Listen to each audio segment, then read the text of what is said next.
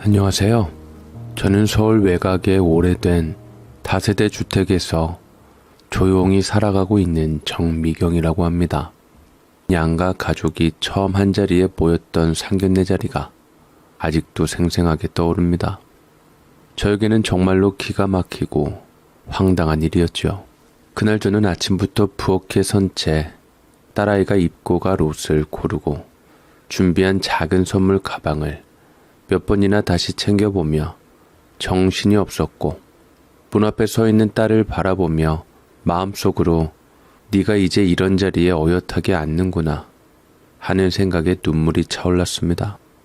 남편 없이 혼자 힘으로 키워낸 세월이 순간순간 주마등처럼 스쳐갔고 부족한 형편에 뒤처지지 않게 해주려 했었던 기억들이 목 끝까지 올라와 숨이 턱 막히는 것 같았습니다. 그래도 제 손으로 올려보내는 첫 상견례 자리였기에 어깨를 펴고 웃어야 했고, 딸아이의 환한 얼굴만 바라보며 아무 말 없이 마음을 눌러 담았습니다.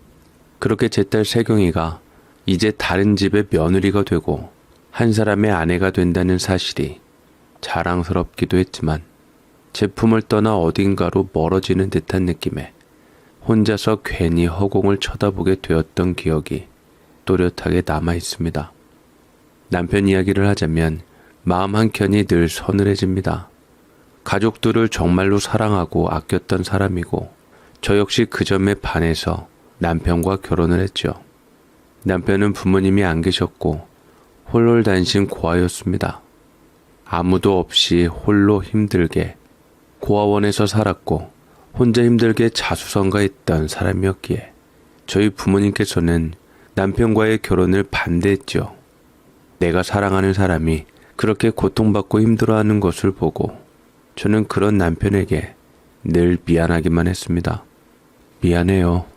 내가 어떻게 해서든 우리 부모님을 설득해 볼게요. 괜찮아.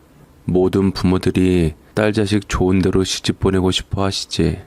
어디 나 같은 놈한테 시집 보내고 싶어 하시겠어? 당신 이해해. 당신만 날 버리지 않으면 돼. 나는 그걸로 충분해. 남편은 제 손을 잡고 그리 말을 했고, 저는 그런 남편에게 어쩔 줄을 몰랐지만 그래도 내 마음 하나만 있으면 어떤 역경도 극복할 수 있다는 그 사람의 말에 저는 절대로 변치 않는 마음을 약속하기로 했습니다. 저는 그래서 부모를 등지고 남편과 결혼을 택했고 친정하고는 발길을 끊고 살게 되었죠. 완강한 친정 부모님은 제가 남편하고 결혼하는 모습을 못 견뎌 했고, 제멋대로 결혼한 저를 독하게도 집안에서 내쳤습니다. 혹시나 하고 세경이를 품고 찾아갔지만 속음만 맞고 왔고, 남편은 그 모습에 또 제게 미안해하며 자기 때문에 일어난 일이라고 자기가 평생 지켜주고 보듬어 주겠다고 약속을 했습니다. 그래서 제 가족은 남편이 전부가 되었죠. 부모 형제 등지고 선택한 제 유일한 가족이 되었고, 저도 고아나 다름없게 되었습니다. 그래도 우리 가족은 결혼하고 세경이를 낳고 한동안 근심 걱정 없이 행복했습니다. 당시 남편은 조그맣게 시작한 사업이었지만 가족을 위해 밤낮 없이 뛰어다니며 몸을 아끼지 않았습니다. 돈을 어느 정도 살 만큼은 벌게 되었고, 우리는 안정적인 가정을 꾸리고 나갔다고 생각을 했습니다. 하지만 세상이 늘 마음먹은 대로 흘러주지는 않더군요. 어느 날 남편이 아무 말 없이 집에 돌아오지를 않았습니다. 연락을 해봤지만 남편은 연락을 받지 않았고, 일주일 정도 끝에 야이고 초췌한 모습으로 집을 찾았습니다. 남편의 모습에 저는 심상찮음을 느꼈고 이내 눈물이 맺히게 되었습니다. 여보, 미안해. 정말 미안해. 저는 그때까지만 해도 남편의 미안해라는 의미가 사업을 끝까지 책임지지 못한 것에 대한 것이라고 생각해서 남편을 다독여주며 괜찮다고, 망할 때도 있고 일어날 때도 있는 법이라며 위로를 해주었습니다. 하지만 실로 한 사업이 망한다는 것은 호락호락하게 견딜 일이 아니더라고요. 거듭된 경기 악화에 거래처 부도까지 겹치며 결국 남편의 사업은 벼랑 끝에 내몰렸고 빚쟁이들은 하루가 멀다 하고 우리 집을 찾아와서 살 수 없게 만들었습니다. 결국 남편과 어린 세경이를 데리고 독촉을 피해 이곳저곳으로 몸을 숨겨야만 했습니다. 그렇게 사는 게 아니었죠. 돌잔치조차 제대로 못해주고 이곳저곳 모텔을 전전하며 다니는 것은 그야말로 살기 힘들었고, 저는 무엇보다 아이에게 미안해서 숨죽여 눈물을 흘렸습니다. 그러다가 남편도 더 이상 이렇게는 못 살겠던지 저를 붙잡고 힘없이 말하더라고요. 내가 어떻게 해서든 다 해결하고 올 테니까 당신은 잠자코 있어. 내가 당신하고 우리 세경이 살게 해줄 테니까. 당신이 어떻게 할 건데? 해결 방법이 있어? 있어. 그러니까 나만 믿어. 여보, 돈을 구해오면 우리 가족 살 수 있으니까 걱정하지 마. 돈을 구해올 수 있다고 큰 소리를 뻥뻥 친 남편은 그렇게 홀연히 나가버렸고, 나는 대체 어디서 돈을 구해올 건지, 혹시나 위험한 곳에서 돈을 빌려오는 것은 아닌지 심장이 두근두근거렸습니다. 나는 더 이상 돈이 없어서 모텔방에 있을 수가 없었기에 어린 아이를 데리고 또 나가야 했지만, 다행히 마음씨 좋은 모텔 주인이 도망다니는 처지인 나를 이해했던지 나를 숨겨주며 당분간 모텔에서 일하면서 지내라고 허락했습니다. 나는 모텔 청소를 하며 아이를 돌봤고, 이제나 저제나 남편이 오기만을 기다렸죠. 하지만 저는 청천벽력 같은 소식을 접하게 되었습니다. 정확하게 남편이 떠난 지 3개월째였죠. 내가 모텔에 있는 것을 어떻게 알았던지 경찰에게서 전화가 왔고, 저는 심장이 철렁했습니다. 강호 씨가 교통사고로 사망했습니다. 빚쟁이한테 쫓기다 사고사를 당하셨어요. 뭐라고요? 우리 애 아빠가 교통사고로 죽었다고요? 저는 차마 말을 못 잇고 그 자리에서 털썩 주저앉으며 눈물을 쉴 새 없이 떨구었습니다.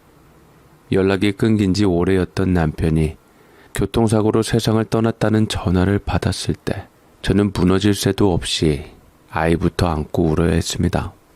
하지만 그럼에도 저를 살 수 있게 한 건 바로 세경이었죠.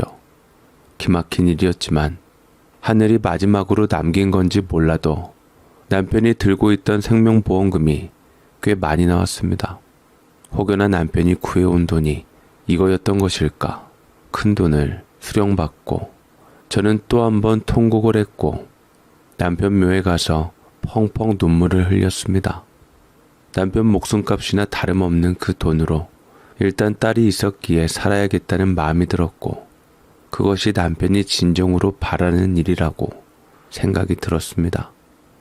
그동안 쌓인 빚을 정리하고 남은 돈으로는 작은 가게 하나 열 수 있겠다 싶어 재봉틀 하나 드리고 동네 한쪽에 수선책 간판을 달았습니다. 그렇게 바느질의 손끝을 바쁘게 놀리며 하루하루를 버텨냈고, 딸은 다행히 건강하게 무럭무럭 자라주었습니다. 손님이 없어 문을 반쯤 닫은 날에도 가게 한켠에서 딸아이 교복 단추를 달아주며 마음만은 꿋꿋하게 살았습니다.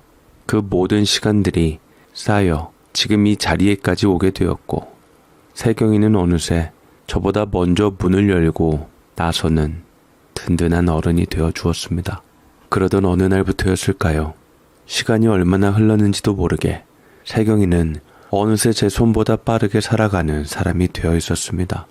고등학교를 졸업하고도 학비 걱정이 크다며 스스로 등록금 절반을 마련해가며 대학에 다녔고, 졸업 후엔 번듯한 중소기업에 취직해 첫 월급날엔 제 손에 따뜻한 봉투를 쥐어주며 엄마 덕분이에요 라며 고개를 깊이 숙이던 그 모습이 아직도 눈에 선합니다. 저는 그저 손등을 슬쩍 쓸며 너 잘돼서 엄마가 더 고맙다라고 했지만, 그날 밤 혼자 이불 속에 파묻혀 한참을 울었습니다. 그날따라 남편도 함께 있어서 이 기쁨을 함께 누리면 얼마나 좋을까 생각이 들었죠. 딸과의 좋은 일이 생길 때마다 참 남편이 그리웠습니다. 회사 생활도 성실히 이어가던 세경이는 어느 날 제게 조심스레 말을 꺼냈습니다. 엄마, 나 소개팅 했는데 그 사람 참 괜찮은 사람이에요. 잘 됐구나. 그래, 너도 연애도 하고 해야지. 나중에 괜찮으면 엄마도 한번 소개시켜줘봐. 네, 그럴게요, 엄마. 처음엔 말없이 웃고 넘겼지만 세경이의 표정이 예사롭지 않았고 몇 주가 지나도록 그 사람 이야기만 나오기에 아, 진심이구나 싶었습니다. 듣자 하니 그 남자는 연구소에서 일하는 연구원이고 말수가 적지만 믿음직하고 성실한 성격이라고 했습니다. 서로의 생활과 마음을 꾸준히 나눈다 보니 자연스럽게 결혼 이야기가 오가게 되었고 그렇게 우리 세경이도 이제 한 가정을 이룰 준비를 하게 되었습니다.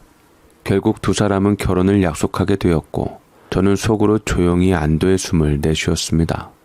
비록 넉넉지 않은 형편 속에서 딸아이를 키워왔지만 사람 하나 제대로 키웠다는 자부심은 있었기에 누구에게 내놓아도 부끄럽지 않을 거라 믿었습니다.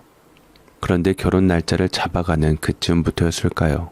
세경이의 눈 밑에 점점 짙어지는 그림자가 보였고 방에서 혼잣말로 한숨을 내쉬는 일이 부쩍 늘었습니다.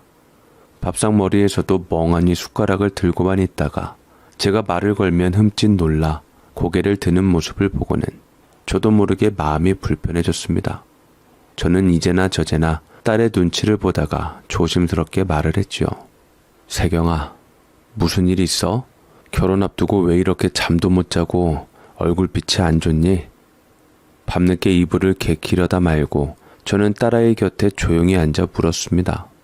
세경이는 잠시 머뭇거리다 말없이 고개를 떨군 채 손끝으로 이불자락을 만지작거리다가 마침내 입을 열었습니다. 사실은 엄마 속상할까봐 얘기 안 하려고 했는데 그 집에서 내가 엄마 혼자 밑에서 자랐다는 이유로 반대를 했대요.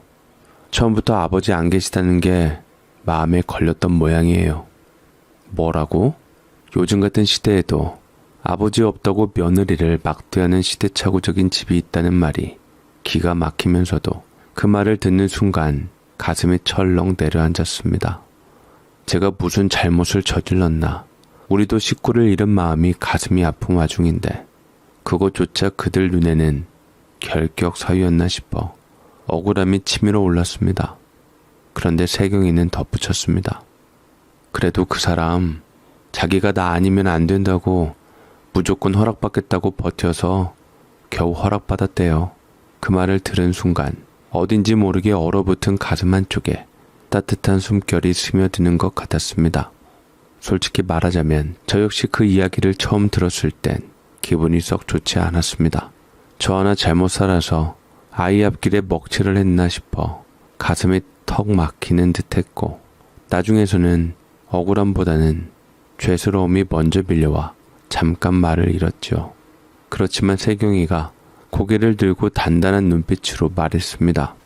엄마, 난 그 사람 아니면 안 돼요. 어떤 일이 있어도 내가 이 사람과 가정을 꾸릴 거예요. 그 말을 들은 순간 제 마음도 더 이상 머뭇거리면 안 되겠다는 생각이 들었습니다. 그래서 저는 결심했지요. 이왕 할 거라면 떳떳하고 따뜻한 자리가 되어야 한다고요. 상견례 장소로는 제가 먼저 큰 한식당을 알아봤습니다. 그것은 우연히도 세경이가 대학생 시절 아르바이트를 했던 곳이었고 저도 몇 번 찾아가 그녀의 일하는 모습을 멀리서 지켜보곤 했던 기억이 있었습니다. 넓은 홀 한켠에서 손님들에게 예의 바르게 서빙을 하던 아이의 모습이 마치 저 어릴 적 제 모습과도 겹쳐 보여 마음이 짠하기도 했죠. 그 식당의 사장부부는 그때부터 세경이를 무척 아껴주었는데 사장님은 일 끝나고 남은 반찬을 한 통 챙겨주시며 우리 세경이 혼자 사는 엄마 도와주느라 힘들었지 하셨고 사모님은 세경이 생일마다 조그만 선물이라도 꼭 건네주시며 친딸처럼 챙겨주셨습니다. 그러던 중 상견례 준비를 하면서 세경이가 조심스럽게 입을 열었습니다. 엄마, 사실은 그 사장님 네분이 내가 학교 다닐 때 등록금도 조금 보태주셨어요. 학기마다 조금씩. 근데 비밀로 하자고 하셔서 엄마한테는 말씀 못 드렸어요. 사장님 네분께서 너를 많이 아끼셨나 보구나. 그 순간 저는 아무 말도 할 수 없었습니다. 세상에 저렇게 좋은 사람들이 아직 있나 싶었고 속이 뭉클해지면서도 눈앞이 흐려졌고 그동안 제가 몰랐던 딸아이의 어려움과 묵묵히 손을 내밀어준 두 분의 따뜻한 마음이 겹쳐지면서 가슴이 저려왔습니다. 세경이가 좋은 분들께 그런 은혜를 받은 줄도 모르고 저는 그저 아이가 성실히 일하며 본인 힘으로 해낸 줄로만 알았던 게 부끄러웠습니다. 아르바이트 끝나고 집에 와서도 늦은 시간까지 책을 붙잡고 있던 딸의 모습을 떠올리며 그 마음이 어디 쉬운 것이었었겠나 싶었고 그런 딸을 조용히 도와준 두 분의 마음에 저는 그저 고개를 숙일 수밖에 없었습니다. 그 마음이 오래도록 남아 있었기에 저는 이번 상견례 자리를 그 식당으로 정한 것이 참 잘된 일이라 여겼습니다. 그동안 찾아뵙지도 못하고 마음으로만 감사했던 터라 이번 기회에 얼굴도 뵙고 인사라도 정중히 드려야겠다는 생각이 들었습니다. 그래서 상견례 당일 아침 딸아이 챙기느라 바쁜 와중에도 꿀단지 하나를 보자기에 정성껏 싸넣었습니다. 예전 시골에서 어머니께서 그렇게 하셨던 것처럼 비싼 건 아니지만 제 마음을 담기엔 그게 가장 좋겠다 싶었습니다. 집을 나서기 전 찬장 한쪽에 잘 묻혀있던 새 보자기를 꺼내고 꿀단지를 가운데 조심스레 놓은 뒤 내 귀를 맞잡아 야무지게 묶으며 저는 속으로 되뇌었습니다. 그때 그 도움 덕분에 우리 세경이 지금 이 자리까지 올 수 있었구나. 그저 바느질로 하루하루를 버텨오던 제게 그런 마음으로 딸을 아껴준 분들이 있었다는 사실이 얼마나 고마운지 말로 다 표현할 수 없었습니다. 하지만 아무리 마음을 다잡아도 상견례 자리에 앉았을 때 제 몸은 뜻대로 움직여주지 않았습니다. 남편 없이 딸과 둘이만 식당에 들어섰을 때 문턱을 넘는 순간부터 저는 이미 긴장에 목이 말랐고 허리를 곧게 펴려고 해도 자꾸만 어깨가 움츠러들었습니다. 사돈댁은 대기업 임원 출신이라는 사위 아버지가 중심이 되어 앉아 있었고 그가 처음부터 저를 바라보는 눈빛에는 묘한 우월감이 섞여 있었습니다. 한두 마디 나눈 뒤 사돈은 굳은 표정으로 말했습니다. 아이 아버지는 안 계시다고 들었습니다. 공기가 무겁게 가라앉았고 저는 말문이 막혀버렸습니다. 뭐라 변명할 수도 길게 설명할 수도 없는 자리였기에 그저 고개만 끄덕였습니다. 그 다음 이어진 말은 더욱 뼈 아팠습니다. 아버지 없이 자란 딸이라 교육이 제대로 되었을지 걱정이 되긴 합니다만 우리 아들이 워낙 고집을 부려서요. 비록 부득이하게 아버지 없이 키웠습니다만 그래도 우리 아이 최선을 다해 잘 키웠으니 사돈께 누를 끼칠 일은 아마도 없을 겁니다.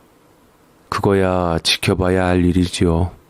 그 말이 가슴에 비수처럼 꽂혔지만 저는 억지로 입꼬리를 올리고 그렇게 말할 수밖에 없었습니다. 맘 같아서는 우리 딸 사위 될 사람이 세경이를 선택해 주었기에 그 사람 아니면 안 된다는 딸아이의 간절한 마음이 있었기에 저는 참아야 했고 불편한 자리를 웃음으로 덮어야 했습니다. 딸의 약점을 쥐고 흔들려는 그들에게 제 작은 말실수 하나라도 빌미가 될까봐 저는 말끝을 삼키며 물을 홀짝이고 고개를 끄덕이는 것으로 대화를 이어갔습니다. 그러던 찰나 식당 안쪽 출입문이 조용히 열리며 한 중년 남자가 우리 자리로 다가왔습니다. 세경이가 말하던 그 식당 사장님이라는 소개를 듣기 전에도 저는 본능적으로 눈길을 뗄 수 없었습니다.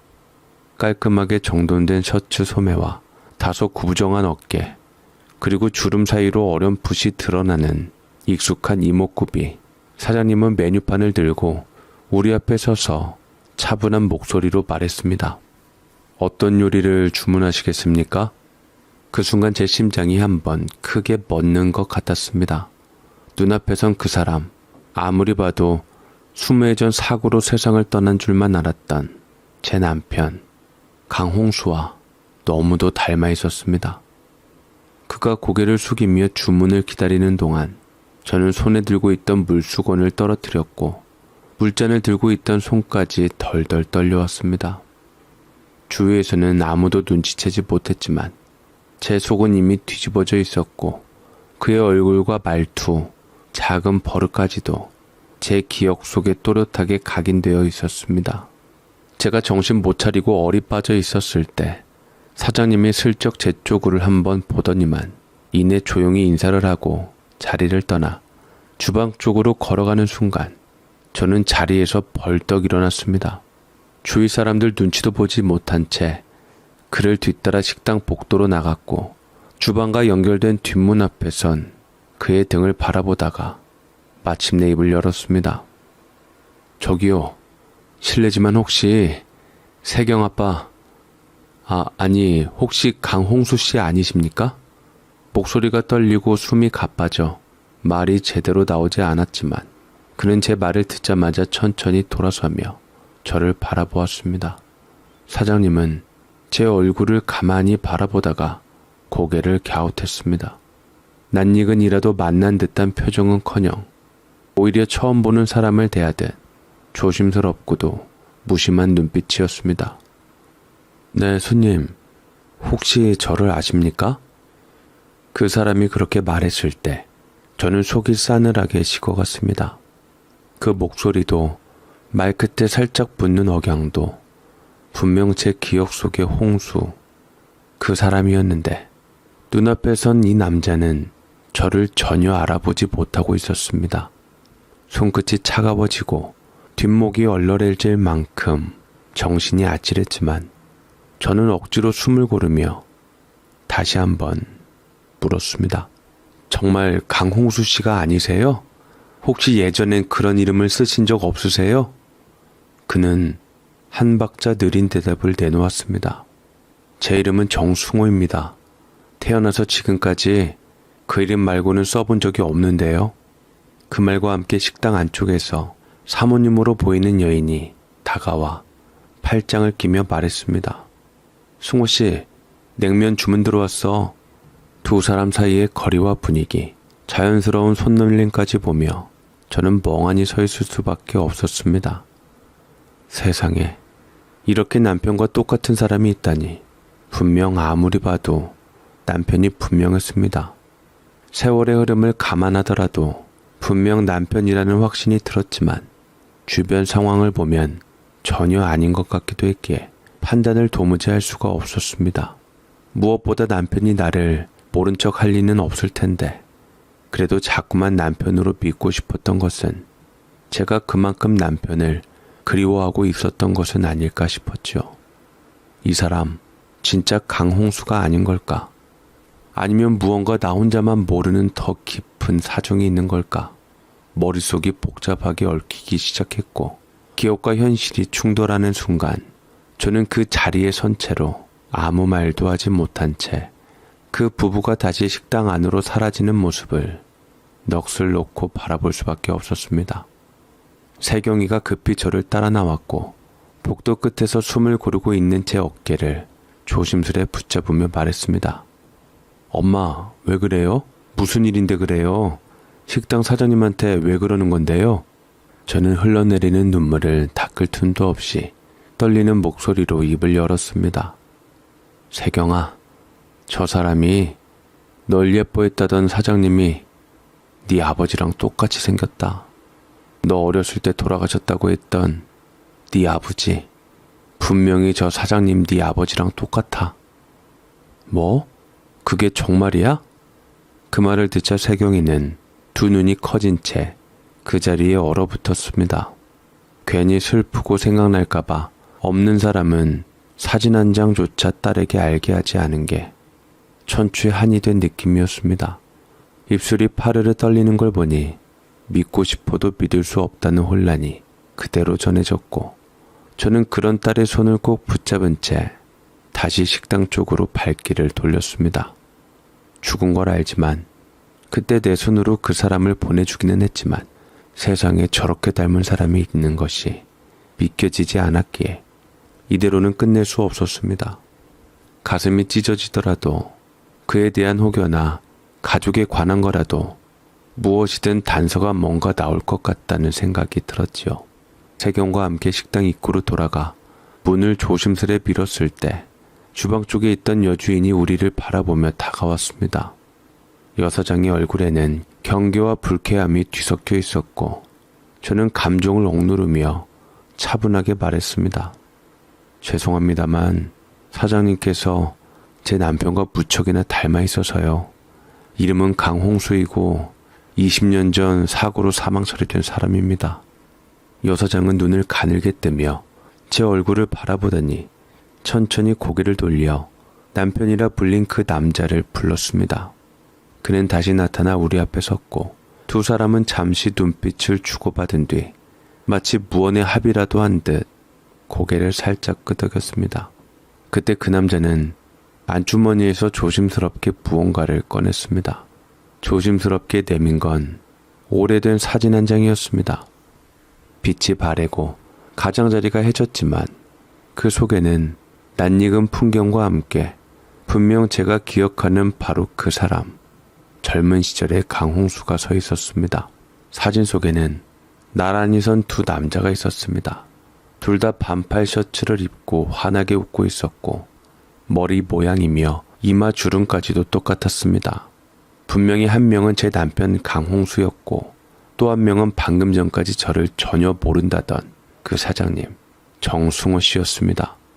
어느 쪽이 누구인지 구분할 수 없을 만큼 두 사람은 마치 거울에 비친 사람처럼 닮아 있었습니다. 제 손이 다시 떨리기 시작했고 숨이 가빠져 제대로 사진을 들고 있기도 힘들었습니다. 그때 그 사장님, 아니 이젠 정승호 씨가 말했습니다. 맞습니다. 저는 홍수의 형입니다. 저희도 1년성 쌍둥이였습니다. 아주 어릴 적에 헤어졌죠. 입양으로 각자 다른 집에 갔거든요. 그럼 사장님은 우리 세경이가 홍수 씨의 딸이란 것을 진작에 알고서 도와줬어요? 네, 세경이가 홍수를 많이 닮았잖아요. 솔직히 말씀드리면 제 조카인 줄 알았습니다. 그 말에 저는 무릎이 풀릴 것 같은 충격을 받았습니다. 그러면서도 뇌리 속에서 스멀스멀 피어나던 의문들이 하나씩 맞물려 들어갔습니다. 왜 그토록 닮았는지, 왜 제가 보자마자 본능처럼 알아본 건지 이젠 이해가 되었습니다. 저는 입술을 꽉 깨물며 가까스로 말했습니다. 남편은 사고로 세상을 떠났어요. 그게 벌써 20해가 넘었네요. 그때 사장님은 우리 남편과 알고 계셨어요? 그건 알고 계셨었군요. 그러면서도 장례식에 안 오셨었죠. 사장님은 잠시 고개를 숙인 채 아주 조심스럽게 고백했습니다. 사실은 말씀드릴 게 있습니다. 제게 말씀드릴까요? 사실 홍수는 살아있었습니다. 사고 직전 신분을 버리고 도망치듯 자취를 감췄고 홍수가 당신과 세경이를 떠났던 건 도저히 감당할 수 없는 빚과 협박 때문이었어요. 당신을 지키려 했다고 그렇게 말했지만 그 선택이 결국 얼마나 많은 상처를 남겼는지 저도 모릅니다. 그리고는 한 박자 뜸을 들인 뒤 조용히 이어 말했습니다. 저도 처음엔 당신 모녀를 몰라봤습니다. 그런데 어느 날 가게에서 일하는 세경이를 보고 깜짝 놀랐습니다. 홍수의 눈매, 웃는 입꼬리 단번에 알겠더군요. 조카라는 걸. 그래서 일부러 챙겨주고 도와주었습니다. 모른 척 해야 한다고, 그게 형제를 위한 일이라고 스스로 다짐하면서요. 그 말을 들은 순간 저는 주체할 수 없는 눈물이 왈칵 쏟아졌습니다. 그 말을 듣고 저는 가슴이 철렁 내려앉았습니다. 내 남편이 살아있었다니, 우리 세경이 아빠가 그것도 가까운 곳에서 우리 몰래 숨을 쉬며 지내고 있었다는 이야기를 듣는 순간 제 머릿속은 온통 복잡한 감정으로 뒤엉켰습니다. 그럼 지금 당장 연락을 해보세요. 어떻게든 지금이라도요. 저는 다급하게 말을 쏟아냈지만 정승호 씨는 안타까운 표정으로 고개를 천천히 저었습니다. 지금은 연락할 수가 없습니다. 홍수가 기억을 잃었어요. 사고 이후로 머리를 다쳤고 그때부터 자신이 누구였는지조차 모르고 살아왔어요. 제가 찾아낸 것도 우연이었고 그도 제 존재를 또렷하게 받아들이지 못한 상태입니다. 그래서 그냥 조용히 지켜보고만 있었습니다. 그 말을 듣는 순간 저는 마음 한구석이 휑하니 꺼지는 기분이었습니다. 믿고 싶지 않았고 믿을 수 없는 이야기였습니다. 하지만 사진 속 얼굴, 그 눈빛, 그리고 조카를 알아보고 몰래 도와주었다는 그의 태도까지 모든 것이 하나의 흐름처럼 이어지면서 저는 결국 말없이 고개를 끄덕였습니다. 믿을 수 없다면 직접 확인하는 수밖에 없었습니다. 그날 오후 저는 쌍둥이 아주버님과 함께 길을 나섰습니다. 목적지는 강홍수가 머물고 있다는 동해 바닷가의 작은 마을, 그 안에 있는 한 요양원이었습니다. 세경이는 식당에 잠시 남겨두고 저 혼자 진실을 마주해야겠다는 생각에 무겁게 차에 올랐습니다. 차창 너머로 빠르게 스쳐가는 풍경들이 아무 의미 없이 흘러가고 있었고 저는 오로지 한 사람만을 생각하며 두 손을 무릎 위에 꼭 얹고 있었습니다. 몇 시간을 달려 도착한 그곳은 생각보다 소박하고 조용한 곳이었습니다. 해풍이 스치는 언덕 너머에 자리한 바다를 마주한 작은 요양원, 담장 너머로 보이는 낡은 간판, 창가에 가지런히 놓인 화분들, 그리고 간간히 들려오는 갈매기 소리까지 모든 것이 비현실적으로 평화로웠지만 제 가슴은 쿵쾅거리고 있었습니다. 그곳에 정말 그 사람이 제 남편이 있을까? 저는 천천히 요양원의 문을 열었습니다. 요양원 안은 고요했습니다. 소독약 냄새와 바닷바람이 섞인 공기가 낯설었고 복도 끝 창가에 앉아있는 한 남자의 뒷모습이 보이자 제 심장이 요동치기 시작했습니다. 그의 어깨는 많이 좁아졌고 머리칼은 거의 희끗희끗해져 있었으며 시선은 창밖 어딘가를 멍하니 응시하고 있었습니다. 요양원 간호사는 작은 목소리로 말했습니다. 저분이 홍수 씨 맞습니다.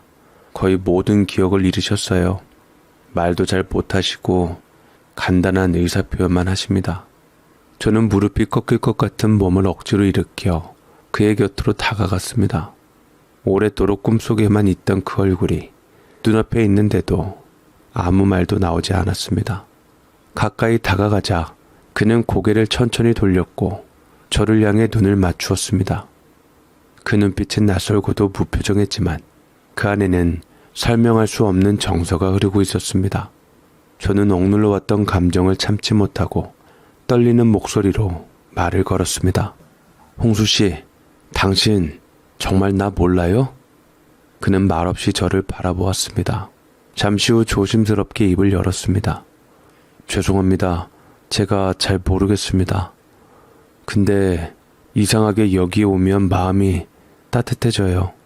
그 한마디에 제 가슴은 무너졌습니다. 눈물이 쏟아지기 직전까지 차올랐고 나는 그의 굳은 손을 조심스럽게 잡았습니다. 가방에서 조심스레 꺼낸 가족사진을 그의 무릎 위에 올려두자 처음에는 무심하던 그의 눈이 흔들리기 시작했습니다. 손끝이 떨리며 사진 위를 더듬더니 갑자기 가슴캐를 움켜쥐듯 손을 올리고 눈을 꾹 감았습니다. 그는 마치 전류가 흐르듯 전신을 떨며 얼굴을 찡그렸고 당혹스러운 듯 고개를 이리저리 저었습니다. 그러다 이내 두 손으로 얼굴을 가린 채 아무 말도 없이 고개를 깊이 숙이고 울기 시작했습니다.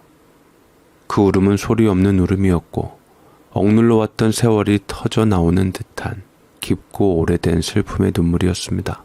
그날 우리는 아무 말 없이 손을 맞잡았습니다. 기억은 희미하거나 사라졌지만 손끝을 타고 전해지는 체온은 분명했습니다. 그의 눈물 속에는 혼란도 있었고 미안함도 있었지만 가장 뚜렷했던 건 설명할 수 없는 정이었습니다. 말은 없었지만 그의 가슴은 기억하고 있었던 겁니다. 그리움도 후회도 잊혀진 사랑도 모두 가슴 깊은 곳에서 다시 피어오르고 있었던 것이겠죠. 요양원에서 서울로 돌아오는 길 우리는 말이 거의 없었습니다. 저는 뒷좌석에 앉은 남편을 몇 번이고 돌아보았습니다. 그의 눈빛은 어딘가 낯설고 또 익숙했으며 마치 오래된 꿈에서 깨어난 사람처럼 천천히 조심스럽게 숨을 쉬고 있었습니다. 집에 도착한 날 그는 말없이 현관 문턱을 넘었습니다. 낯설게 느껴질 만도 한데 그는 집안 구석구석을 아주 조심스럽게 살펴보았습니다. 거실 벽에 걸려있는 사진 앞에 멈춰선 그는 아무 말 없이 그 사진을 오래 바라보았습니다.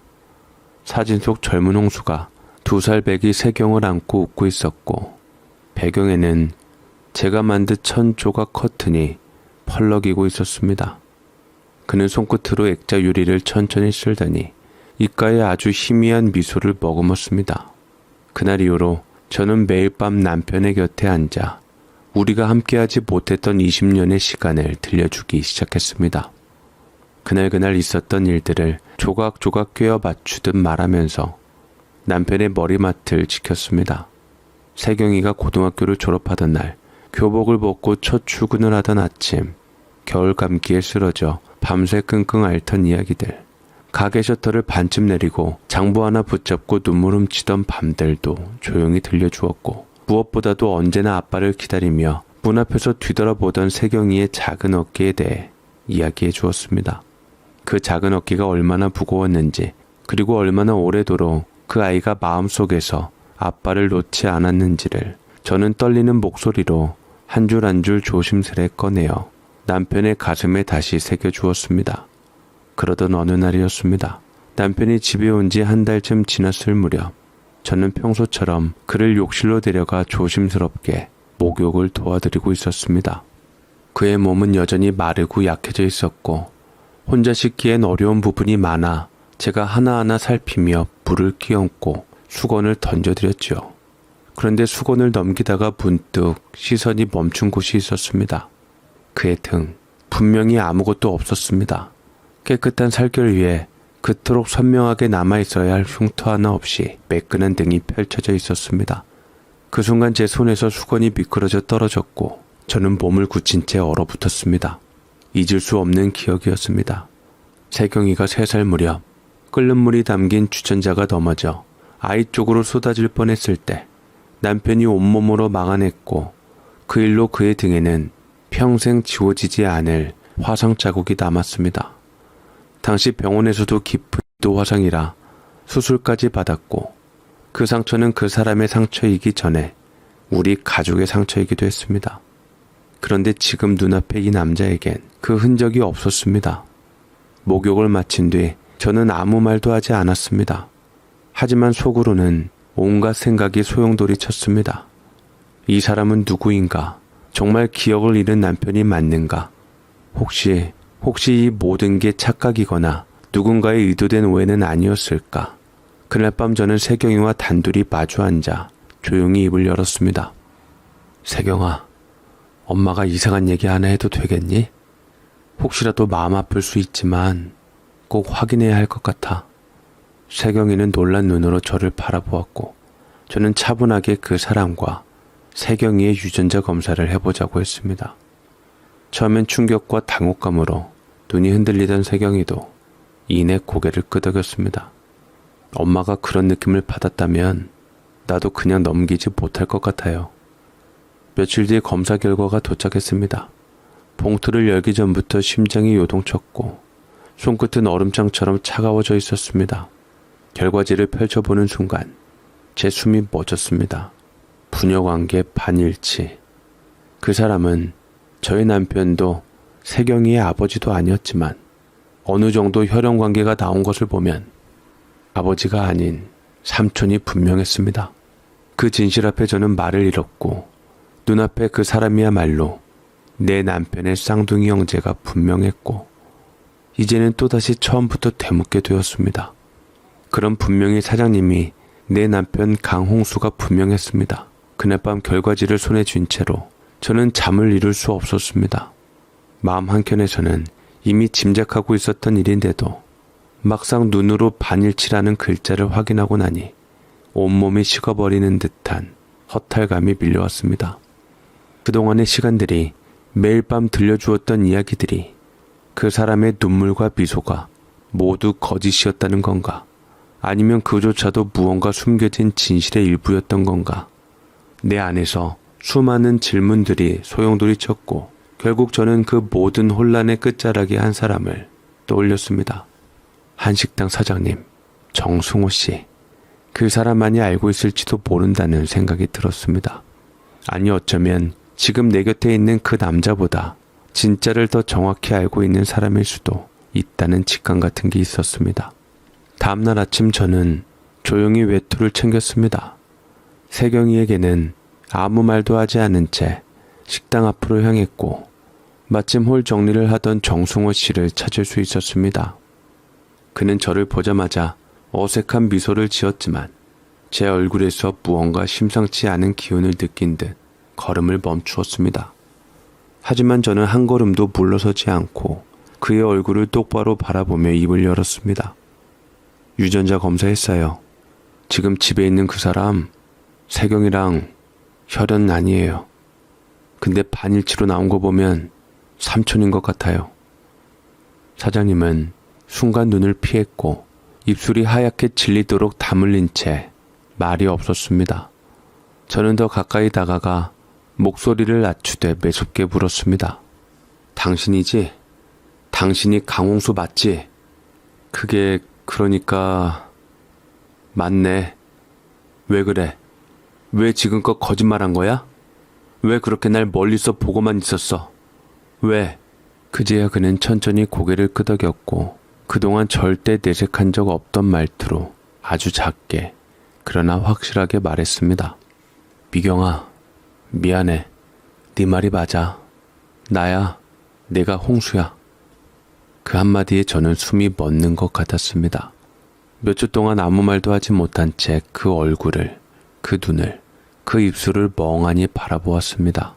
이미 수백 번 낯선 사람이라 믿어보려 했던 얼굴이었지만 이제는 더 이상 속일 수 없었습니다. 정말 당신이었어? 그날부터 지금까지 다 알고 있었으면서 왜 그랬어? 어떻게 20년을 속인 것도 부족해서 또 속일 수가 있어? 제 안에서 한꺼번에 쏟아지는 분노와 서러움에 눈물이 북받쳐 올랐고 말끝은 결국 떨리며 끊겼습니다. 그는 잠시 눈을 감은 채 숨을 깊게 들이켰습니다. 그리고는 조용히 마치 오래도록 감추었던 상자를 천천히 여는 사람처럼 입을 열었습니다. 사실은 나 고아였잖아. 어릴 때부터 가족이 뭔지도 모르고 컸어. 그런데 세경이 태어나서 얼마 안 되어 알았어. 나한테 쌍둥이 형이 있었다는 걸. 저는 숨을 삼킨 채 그의 말을 들었습니다. 그는 이어 말했습니다. 힘들게 찾은 형은 오래전부터 몸이 많이 안 좋았어. 젊은 나이에 정신도 왔다 갔다 했고 요양원에서 조용히 지내고 있었지. 내가 먼저 연락을 받고 찾아갔는데 놀랍더라. 거울처럼 닮은 사람이 내 앞에 있는데도 나를 몰라보고 울고 있더라고. 그때부터 형을 챙겼어. 근데 그 얘기를 너한텐 차마 못하겠더라. 너무 버거운 시간을 보내고 있었잖아. 세경이도 크고 있었고 내 사업도 위태로웠고 형까지 이야기하면 너한테 또 하나의 짐을 지우는 것 같아서. 그렇다고 이렇게 날 속여? 당신이 사람이야? 나는 끝까지 당신을 믿었는데. 저는 그를 바라보며 가슴 한복판이 점점 무너져 내리는 기분이 들었습니다. 그는 고개를 떨구고 잠시 망설이다가 다시 말을 이었습니다. 나도 어쩔 수 없었고 그게 최선이었어. 사업이 무너지기 시작했어. 빚이 걷잡을 수 없이 불어나고 협박 전화는 밤낮 없이 울렸지. 너희 둘은 내가 어떻게든 지켜야 했는데 방법이 없더라. 그때 형의 신분을 이용할 생각이 들었어. 그 돈으로 빚을 갚고 너희를 살렸어. 남편은 손등으로 얼굴을 가리며 말을 끝냈고 제 눈에는 눈물이 다시 고였습니다.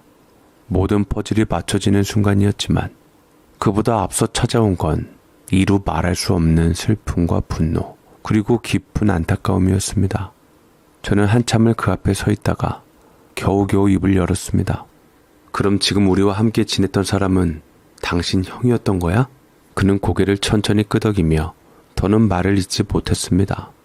그는 말끝을 흐리며 고개를 숙인 채 한참이나 침묵했습니다. 그 사이 내 가슴 속에서는 참담한 허탈감이 천천히 몸을 잠식해왔습니다. 그 사람이 입을 떼지 않아도 저는 이미 그의 다음 말을 알고 있었습니다. 입술을 꽉 깨문 채 조용히 기다리자 마침내 그가 낮고 무거운 목소리로 말을 이어갔습니다. 보험금을 받은 이후로 나는 더 이상 강홍수가 아니게 됐어. 강홍수는 세상에 없게 되었지. 서류상으론 죽은 사람, 이 세상에 없는 사람으로 처리됐지. 그래서 형의 이름으로 살았어. 정승호, 그 이름으로 말이야. 나는 고개를 잠시 들었지만 제 눈을 끝내 마주치지 못한 채 다시 시선을 피했습니다. 그리고 그 사람은 자신의 사정에 대해 구구절절히 얘기하면서 지금 함께하고 있는 여사장에 대해서도 얘기를 꺼냈죠. 혼자 사는 게 생각보다 너무 힘들더라. 밤에 혼자 누우면 자꾸 네 얼굴이 떠오르고 세경이 웃는 소리가 들리는 것 같았어. 처음엔 죄책감이 버티게 해줬는데 그게 오래가진 않더라. 그 무렵 사별한 여자가 가게를 같이 하자고 제안했어. 살림이야 각자였지만 사람 정이란 게 참. 그래서 결국 부부로서 같이 살게 됐어. 나쁜 사람, 끝까지 지독하게 당신만 생각한 이기주의자. 그 말을 듣는 순간 저는 가슴 한가운데가 시커멓게 타들어가는 것 같았습니다. 그 사람은 단지 이름을 바꾼 게 아니었습니다. 가족을 등지고 남편으로서 아버지로서의 존재 자체를 스스로 버린 채 감쪽같이 숨겨진 채 살아왔던 것입니다. 그 긴 세월 동안 우리가 울고 기다리고 무너지던 순간들 속에 그는 없었습니다. 그 대신 그는 타인의 이름으로 새로운 삶을 살며 외롭다고 다른 여자와 재혼까지 했던 것입니다. 그런데 참 천륜은 천륜인가 봐. 그 사람이 다시 입을 열었습니다. 세경이가 우리 가게에 아르바이트하러 들어왔을 때 그때 난 바로 알아봤어. 딸이더라. 내 딸, 우리 세경이. 그 눈, 그 입술, 그 말투까지 너무 닮아서 그 순간부터 내가 어떤 짓을 했는지 양심이 날 잡아먹는 기분이었어. 한마디로 세경이를 알아보고 그래서 잘 대해줬다는 것입니다. 친딸이라는 걸 알기에 아무것도 모른 채 웃으며 서 있는 그 아이가 너무 가여워서 차마 외면할 수 없어서 그는 그렇게 그림자처럼 세경이 곁을 맴돌며 남편도 아니고 아버지도 아닌 이름으로 숨죽이며 살아왔던 것이었습니다. 그 사람의 말은 너무나도 담담했습니다. 그리고 그 담담함이 오히려 제 가슴을 더 세차게 짓눌렀습니다. 눈앞에서 그렇게 모든 진실을 털어놓고 다시 고개를 든 그는 마치 무거운 짐을 내려놓은 사람처럼 한결 편안한 표정이었습니다. 그러다 제 눈을 조심스레 바라보며 입을 열었습니다. 미경아, 이제 와서 다 들켜봤자 우리 인생이 되돌아갈 수 있는 것도 아니잖아. 세경이도 이제 곧 시집가고 너도 수선집 그만둘 나이고 지금 집사람한테도 빚도 많고 봐두는 애도 너무 커서 외면할 수 없게 됐어. 결혼 생활로만 치면 너보다 더 오래 했는데 사람에 대한 의리를 배신할 수 없는 거잖아. 미안해. 대신 내가 다 보상할게. 내가 앞으로 생활비 매달 보낼게. 그냥 우리 지금처럼 모른 척하고 그렇게 살아가면 안 되겠니? 그 말에 저는 몸을 살짝 뒤로 젖혔습니다. 숨이 턱 막혔습니다. 그는 자신의 정체를 숨기고 우리를 속인 것도 모자라 이제는 그 사실조차 묻어버리고 조용히 넘어가자고 제안하고 있었습니다. 마치 아무 일도 없었던 것처럼 그저 돈으로 모든 것을 덮자는 듯한 말투였습니다. 만약 이게 들통나면 그때 받았던 보험금 5억도 다 토해내야 돼. 사망보험금을 받은 건 사실이니까. 위장이든 뭐든 법적으로 위험한 상황이야. 그리고 나 지금 사는 사람한테도 말 못해. 그 여자도 나랑 식당 같이 꾸리고 살고 있는데 내가 죽은 사람이란 걸 알게 되면 그쪽 인생도 엉망이 될 거야. 그는 말끝을 흐리며 고개를 돌렸고 저는 그 자리에서 한 걸음도 움직이지 못했습니다. 이 사람이 정말 내가 믿고 살아온 그 밤마다 가슴속에 그리워하며 이름을 불렀던 그 사람 맞는가? 그는 지금 자신이 20년 동안 벌인 모든 일을 그저 조용히 넘어가자며 내게 돈으로 타협을 제안하고 있었습니다. 그날 밤 집으로 돌아온 저는 아무 말 없이 거실에 앉아 있었습니다. 전등도 켜지 않은 채 텅 빈 방 안에서 남편의 마지막 말이 귓가의 메아리처럼 반복되었습니다. 그냥 모른 척하고 살아가면 안 되겠니? 생활비 매달 보낼게. 그 말이 날 걱정해서 한 말인지 자신을 보호하기 위한 말인지 구분조차 되지 않았습니다. 머리로는 분명하게 알고 있었습니다. 그는 내 남편이 아니라 남편의 이름을 훔친 채 숨어 살아온 거짓의 주인이었습니다. 그러나 마음은 그를 완전히 떨쳐내지 못한 채 세경이 결혼식이 눈앞이라는 현실 앞에서 또 한 번 무너지고 있었습니다. 폭로하면 5억은 어떻게 감당하지? 딸 결혼식은, 남들 시선은, 세경이는, 수많은 질문이 밤새 나를 물어뜯었고 나는 가슴을 붙잡은 채 밤을 지새웠습니다. 그런데 뜻밖의 일이 벌어졌습니다. 다음날 평소보다 이른 시간에 세경이가 집에 들어섰고 가게에 잠깐 들렀다가 뭔가 이상한 기운을 느꼈다며 결국 그 사람과 나눈 대화를 엿듣게 되었던 겁니다. 그날 밤 세경이는 제 방 문을 조용히 열고 들어와 물었습니다. 엄마, 어떻게 됐어요? 진짜 아빠 아니죠? 저는 순간 말문이 막혔고 끝내 아무 말도 하지 못했습니다.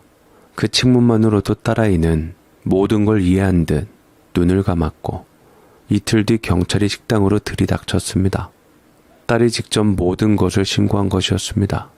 보험 사기, 신분 위장, 위조 문서, 그동안 묻어두고 있었던 남편의 과거가 한순간에 드러났고 그는 곧바로 체포되었습니다.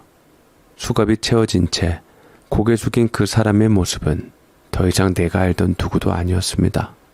내 앞에서 눈을 피하던 그 눈빛, 떨리던 입술, 작게 흘러나오던 미안해라는 마지막 한마디, 그 모든 것이 공허하게만 들렸습니다. 그리고 곧 나에게도 통보가 왔습니다. 5억, 그가 위장 사망으로 타낸 보험금 전액에 대한 환수 조치가 시작된다는 공문이었습니다. 공범 여부는 아직 판단 중이라 했지만 나는 이미 그 무게에 짓눌려 숨조차 쉴 수 없었습니다. 남편은 처벌을 받고 수감되었고 나는 남겨진 빚과 딸의 시선 그리고 20년간 쌓아온 모든 믿음이 무너진 자리에 홀로 서게 되었습니다. 하지만 그것으로 끝이 아니었습니다. 이 모든 진실이 세상에 드러나고 난 후 가장 큰 충격을 받은 사람 중 하나는 바로 한 식당의 여사장이었습니다. 그녀는 남편이, 아니 이제는 남편이라 불러야 할지조차 알 수 없는 그 사람이 정신이 나간 형의 이름을 도용해 살아왔다는 사실은 물론이고 자신과 함께 가게를 일구며 믿음으로 맺었던 세월까지 모두 거짓이었다는 걸 알게 되자 참을 수 없는 분노를 느꼈던 겁니다. 결국 그 여자는 남편과 저를 상대로 손해배상 청구 소송을 제기했습니다. 당연했습니다. 그 여자 입장에서는 남편이 신분을 속인 것뿐 아니라 저까지 공모한 것으로 보였을 테니까요. 가게 운영권, 동업관계, 그리고 그녀가 쏟아부었던 정성과 시간, 그 모든 것의 기반이 허위였다면 법적으로 책임을 묻는 건 너무도 자연스러운 수순이었습니다. 하지만 저는 그저 망연히 재판 통지서를 손에 쥐고 며칠을 밥도 못 넘기고 알았습니다. 진심으로 몰랐습니다. 그가 살아있었던 곳조차 형의 이름으로 살고 있었다는 것도, 그리고 그 속에서 또 다른 사람과 가정을 꾸렸다는 사실조차 저는 정말로 단 한순간도 알지 못했습니다. 다행히 제 옆에 든든한 사람이 있었습니다. 사위될 사람이었습니다. 그는 평소에도 조용하고 묵직한 성격이었지만 일이 이렇게 불거지자 곧바로 법률적 도움을 받아 관련 자료를 정리했고 제 입장에서 정확히 증명해 주었습니다. 제가 남편의 위장 신분이나 보험금 수령에 어떤 연관도 없었으며 모든 것은 남편 단독의 계획과 실행이었다는 사실이 법정에서 명확히 입증되었습니다. 무엇보다 결정적인 건 그 5억이라는 거금이 고스란히 과거 사업 실패로 생긴 남편의 채무 상환에 사용되었다는 금융거래 기록이었습니다. 그 덕분에 저는 공동 책임에서 벗어날 수 있었고 손해배상 소송에서도 공모 없는 피해자로 판단되게 되었습니다. 모든 짐이 남편에게로 돌아갔고 저는 간신히 그 무너진 폐허 같은 상황 속에서 자유를 되찾을 수 있었습니다. 하지만 그 자유는 어느 누구도 부러워하지 않을 마음이 텅 비고 서늘한 아주 외로운 자유였습니다. 결국 그렇게 많은 파란이 지나간 후에도 세상은 멈추지 않았고 세경이의 결혼식 날짜는 다가왔습니다. 혼란스럽고 복잡한 시간 속에서도 딸은 한 번도 흔들림 없이 자신의 마음을 지켰고 사위 역시 말없이 세경이 곁을 지켜주었습니다. 그날 아침 결혼식장 입구에 선 딸의 모습은 마치 오랜 고통을 뚫고 마침내 빛으로 나온 듯한 얼굴이었습니다. 가슴엔 아버지 없는 빈자리가 있었지만 그 자리는 더는 슬픔이 아닌 다짐으로 채워져 있었습니다. 제가 곁에 있었고 세경이는 더 이상 울지 않았습니다. 그렇게 딸은 사위의 손을 잡고 하객들의 축복을 받으며 조용히 식장 안으로 들어갔습니다. 그 모습을 보는 순간 저는 혼자 속으로 되뇌었습니다. 이제는 괜찮다. 이 아이는 다시는 누군가에게 버려지지 않을 것이다. 나와 함께라면 절대 외롭지 않을 것이다. 결혼식을 마치고 난 뒤 세경이는 뜻밖에도 제게 이렇게 말했습니다. 엄마, 나 그냥 신혼집 안 들어갈래요. 지금 우리 엄마 혼자 둘 수 없어요. 나 엄마랑 같이 살고 싶어. 그 말에 저는 괜찮다고 젊은 사람은 따로 살아야 한다고 말했지만 딸은 단호했습니다. 그리고 뜻밖의 결말은 딸의 그 결정 하나에서 시작됐습니다. 사위가 그 말을 듣고도 아무 말 없이 고개를 끄덕였고 그날로 시댁 식구들과 정식으로 절연했습니다.